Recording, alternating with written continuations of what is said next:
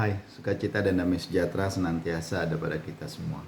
Bapak Ibu Saudara yang dikasihi Tuhan, hari-hari ini di berita digital maupun cetak, kita sedang diramaikan dengan kata-kata yang menjadi dominan adalah kudeta. Di dalam kata kudeta itu lawannya, oposisinya selalu adalah kesetiaan. Di dalam dunia ini, di dalam kehidupan kita sehari-hari, kita akan sulit Bapak Ibu menemukan kesetiaan yang sejati.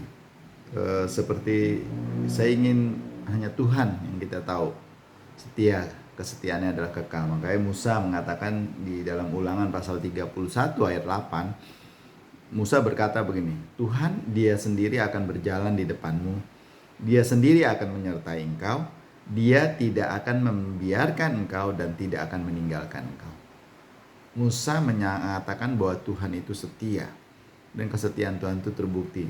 Bahkan di dalam perjanjian baru diulangi lagi, kita bisa baca di dalam surat Ibrani pasal 13 ayat 5. Di mana dikatakan Tuhan telah berfirman, aku sekali-sekali tidak akan membiarkan engkau dan aku sekali-sekali tidak akan meninggalkan engkau. Ini janji Tuhan. Sebab itu dengan yakin kita dapat berkata, Tuhan adalah penolongku. Aku tidak akan takut apakah yang dapat dilakukan manusia terhadap aku. Bapak Ibu Saudara yang dikasihi Tuhan, pembelaan dan penyertaan Tuhan itu nyata sekali. Janji dia tidak akan membiarkan dan tidak akan meninggalkan kita itu terbukti gitu. Oleh karena itu tetaplah percaya dan yakinlah bahwa janji penyertaan Tuhan yang tak berkesudahan menjadi kunci bagi kita untuk hidup dengan penuh keyakinan dan kepuasan. Untuk hidup selalu bersuka cita.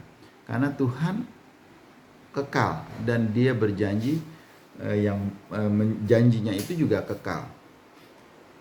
Betapapun banyak janji yang telah diingkari oleh manusia, janji setia di dalam satu organisasi apapun bentuknya, selalu ada janji kesetiaan, tapi ya tetap sesuai dengan kepentingan. Kalau tidak memenuhi kepentingan kita banyak orang yang meninggalkan itu. Karena dia Tuhan yang kekal, dia dapat memberikan kepada kita janji yang kekal itu. Jaminannya ada Bapak Ibu.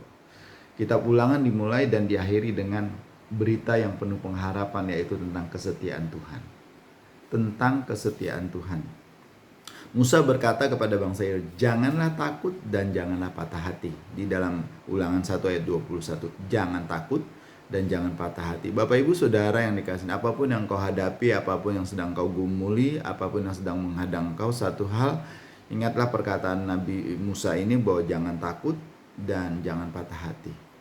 Karena Tuhan berjanji sekali-sekali tidak akan meninggalkan kita dan sekali-sekali tidak akan membiarkan kita. Tuhan tidak akan membiarkan engkau dan tidak akan meninggalkan engkau. Janganlah takut dan janganlah patah hati. Ini diulang lagi oleh Musa di dalam kitab Ulangan 31 ayat 8. Kata-kata yang memberi semangat ini berlaku untuk kita Bapak Ibu. Bukan untuk bangsa Israel saja, tapi untuk kita juga. Karena kita harus yakin. Tuhan Yesus pernah berkata bahwa di dalam Yohanes 10 ayat 11 berkata, akulah gembala yang baik. Gembala yang baik memberikan nyawanya bagi domba-dombanya. Sedangkan seorang upahan yang bukan gembala dan bukan pemilik domba-domba itu sendiri, ketika melihat serigala datang, meninggalkan domba-domba itu lalu lari. Sehingga serigala itu menerkam dan mencelebraikan domba-dombanya. Itu Yohanes 10 ayat 13, ia lari karena ia seorang upahan dan tidak memperhatikan domba-domba itu. Ayat 14, Tuhan Yesus bilang, akulah gembala yang baik. Dan aku mengenal domba-dombaku dan domba-dombaku mengenal aku. Kesetiaan Tuhan terlihat sekali, dia bukan saja memelihara kita, tapi dia mau memberikan nyawanya sebagai gembala yang baik, dia mau memberikan nyawanya untuk membela kita. Kesetiaan Tuhan Yesus jelas sekali, ia tidak akan membiarkan kita.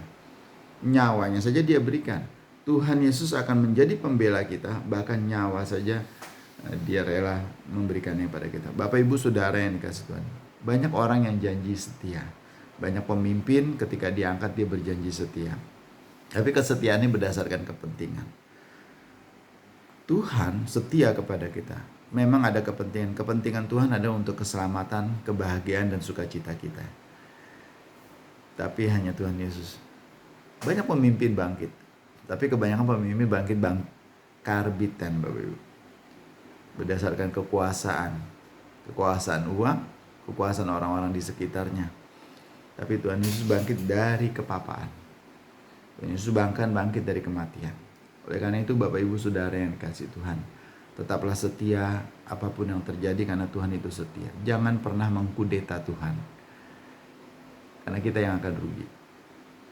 Tuhan memberkati kita semua. Terima kasih ya Tuhan Yesus, kami belajar untuk setia dan kami mau seperti Engkau yang adalah setia, yang tidak akan membiarkan dan tidak akan meninggalkan kami.